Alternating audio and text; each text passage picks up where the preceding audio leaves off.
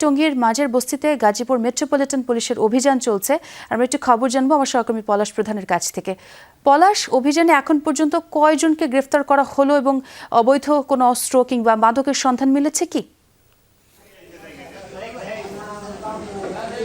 আসলে সবকিছু উদ্ধার করা হয়েছে।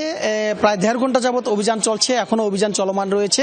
গাজীপুর মেট্রোপলিটন পুলিশ কমিশনার পক্ষ থেকে এই প্রথম একটি বিশাল একটি অভিযান, সেই অভিযানটি মূলত চোখে পড়ার মতন। এখানে বেশ অনেকজনকে আসলে আটক করা হয়েছে, দেশীয় অস্ত্র উদ্ধার করা হয়েছে, মাদক উদ্ধার করা হয়েছে, মাদক সরঞ্জাম উদ্ধার করা হয়েছে। আমি যদি এই চিত্রটা যদি আসলে পুরোটা দেখানোর চেষ্টা করব, আসলে এখানে এত বড় একটি মাদকের একটি হাট বলা চলে।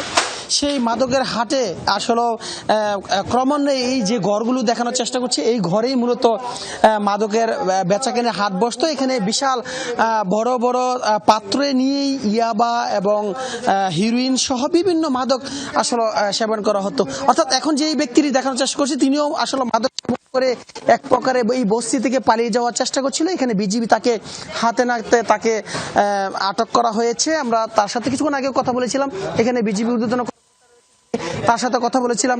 এখানে এত বড় একটি মাদকের হাট যে আসলে বলার বাইরে। এখানে মাদকের যে সরঞ্জামগুলো রয়েছে, সেই সরঞ্জামগুলো কিন্তু আসলে উদ্ধার করা হয়েছে। কিছুক্ষণ আগে দেখছিলাম যে কয়েক বস্তা এই সরঞ্জাম, মাদক এবং এই মাদক সেবনের যে সরঞ্জামগুলো দরকার মনে হয় সেগুলি আসলে উদ্ধার করেছে। এখানে Gazipur metropolitan police, DB police, BGB, RAB এবং পিবিআর, সিআইডি এবং রাজধানীর পার্শ্ববর্তী ডিএমপি পুলিশের বিশাল একটি অভিযান, পুরো বস্তিটি আসলে ঘিরে রাখা হয়েছে।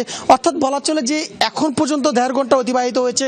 কেউ আসলে বস্তি থেকে পালিয়ে যাবে সেই অবস্থা কিন্তু আসলে পুলিশ চারপাশে আসলে ঘিরে রাখা হয়েছে, অভিযান চলমান রয়েছে। পুলিশের কিছুক্ষণ আগে আমাদেরকে বলছিল যে পুরো বস্তিতে আসলে প্রত্যেকটি অপরাধীকে যতক্ষণ পর্যন্ত গ্রেপ্তার করা না হবে ঠিক ততক্ষণ পর্যন্ত এই অভিযান চলমান থাকবে। পলাশ, আপনাকে অনেক ধন্যবাদ এই তথ্যগুলো দেওয়ার জন্য।